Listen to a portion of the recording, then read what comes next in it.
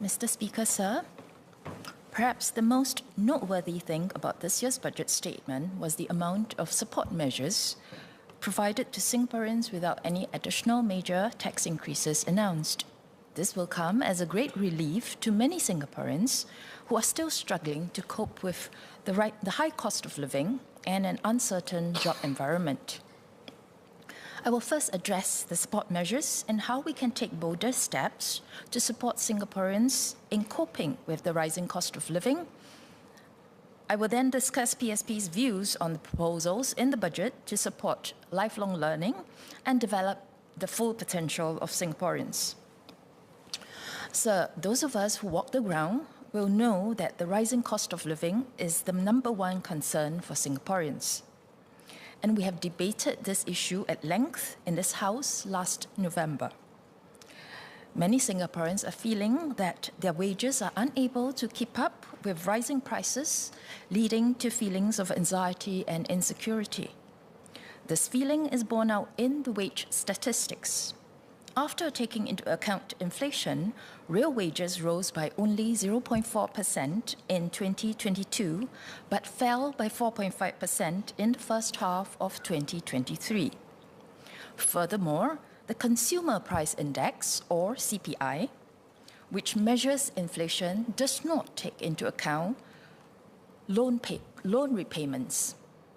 This means that the higher interest rate, which has resulted in higher mortgage payments and other loan payments, are not taken into account in the calculation of inflation and real wage growth. The government's response has been to provide subsidies and rebates that help households in the short term. For instance, the assurance package. While these short-term support measures are welcome, PSP has always maintained that these are not long-term solutions that address the root causes of the rising cost of living. While it is true that rising prices are subject to global forces like oil prices, food prices, disruption to supply chains due to pandemics, wars, or climate change, there are also domestic forces driving prices. These domestic factors include our property prices, COE prices, population policy, and government taxes. Today, I will only talk about property prices and government taxes, and leave the discussion on COE and population policy to another day. Suffice to say that COE increases our transportation cost, and population policy affects the overall demand for all goods and services, thus putting pressure on all prices. One root cause of the rising cost of living is rising rent. In the retail sector, rent constitutes about 30% of the business costs. This means that when you walk into a shop to buy a product, 30% of the cost of that product is due to that shop's rental.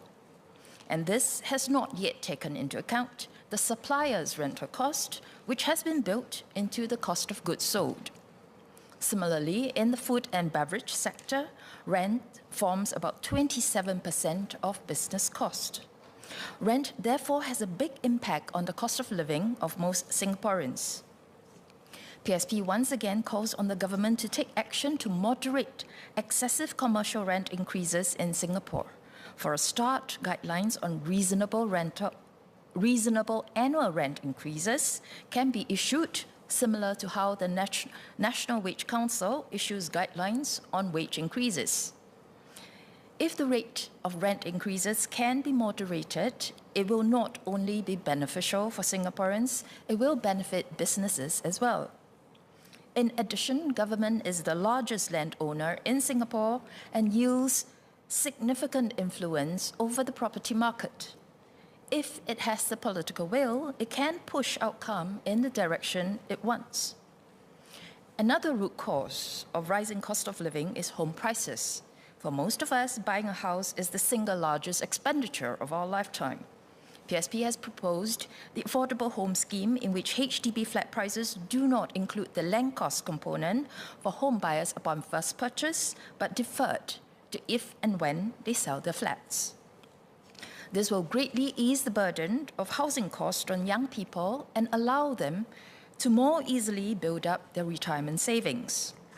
It might even provide some with the leeway to take risks with their careers and pursue any entrepreneurial dreams without being shackled by large mortgage payments. Government taxes form part of the cost of living, with the most obvious being the GST. In Budget 2022, DPM Lawrence Wong said that healthcare expenditure is increasing due to the aging population and is expected to hit $27 billion in 2030. GST therefore needed to be raised to fund the expected increase in healthcare expenditure. If healthcare expenditure hits $27 billion as expected, and the increase is fully funded by GST, then GST would have to be raised by another 3.5% approximately by 2030 to reach about 12.5%. Will the government share whether there are any further plans to raise taxes to fund the increase in healthcare expenditure? Currently, the government helps Singaporeans cope with GST increases and cost of living increases by giving cash grants, rebates, and vouchers, resulting in a situation whereby the bulk of the population are now in regular receipt of government handouts. In any society, there will always be people with different income levels, and it is normal for government to give grants to the lower income families. But if the bulk of the population need government handouts to cope with cost of living, then that cannot be a healthy situation.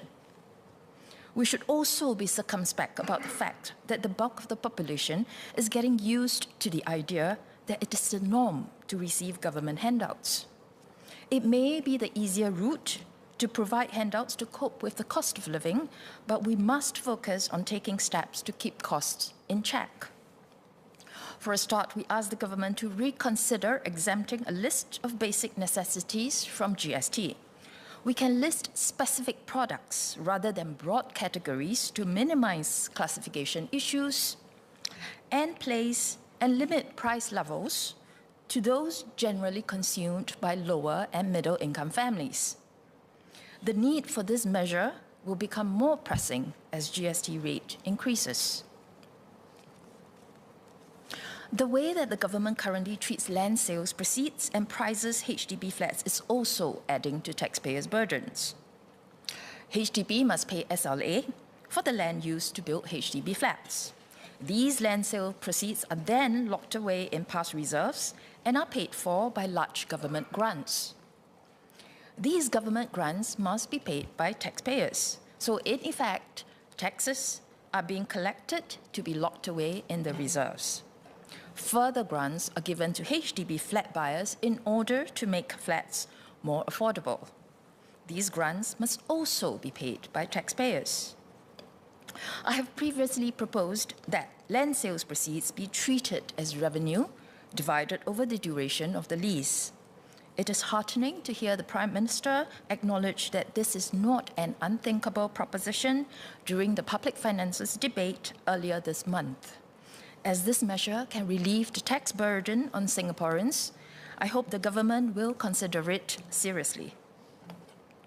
Apart from containing cost, another way to cope with the rising cost of living is through raising wages and ensuring that they keep pace with rising cost.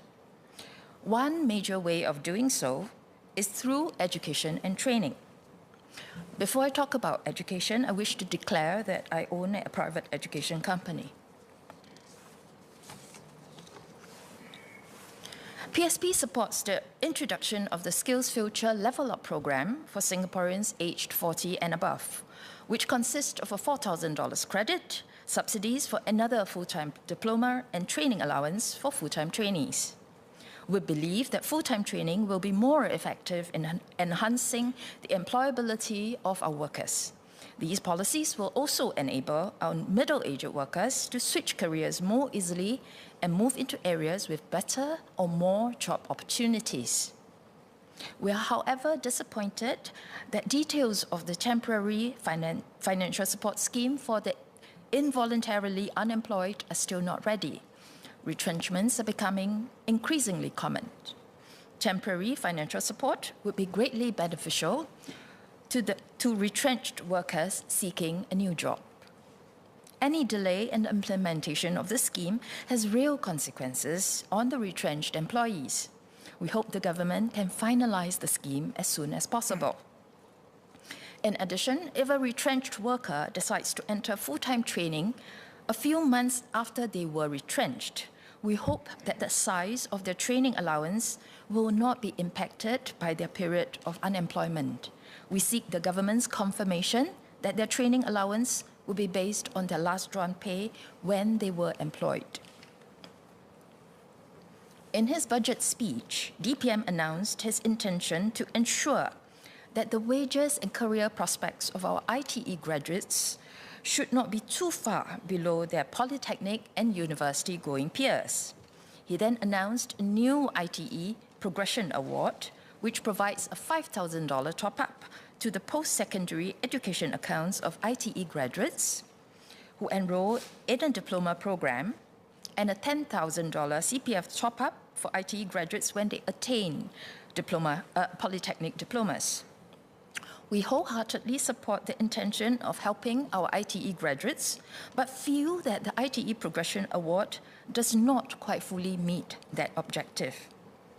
Today, about 4,000 ITE graduates, or about 28% of the annual ITE graduating cohort, qualify for polytechnics each year, and about 4,000 ITE graduates enroll in the polytechnics each year. Since most of those who qualified already chose to progress into diploma courses, the award has limited scope to encourage more to do so. The $5,000 top-up to the education accounts does help to ease the financial burden of ITE graduates enrolling for diploma courses. But the $10,000 CPF top-up, less so, and furthermore, is actually going to a group who are no longer just ITE graduates, but a specific group of diploma holders. An issue of parity amongst diploma holders arises here. Giving $10,000 to some diploma holders but not others, based solely on the route they took to enter polytechnics, can get controversial. We are of the view that a better way to help ITE graduates would be, 1, help more ITE graduates qualify for polytechnics. Entry requirements can be reviewed to recognize the value of relevant work experience rather than just GPA.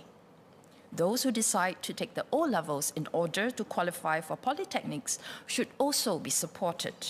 This can be done through promoting or expanding the ITE general education course or providing education grants to those doing so as private candidates. 2, help those who enrolled in diploma courses successfully complete their program by conducting bridging courses to cover the gaps between ITE programs and O-level programs. A Today article in July last year cited students who expressed the need for such courses in areas like math and essay writing. The above support measures should also be extended to those who had dropped out of school even before completing ITE, but now wishes to return to the education system to upskill or upgrade themselves. PSP hopes that the government will consider our suggestions so that together we can find a more permanent solution to the challenges faced by Singaporeans in coping with the rising cost of living. Sir, the Progress Singapore Party supports Budget 2024. Thank you.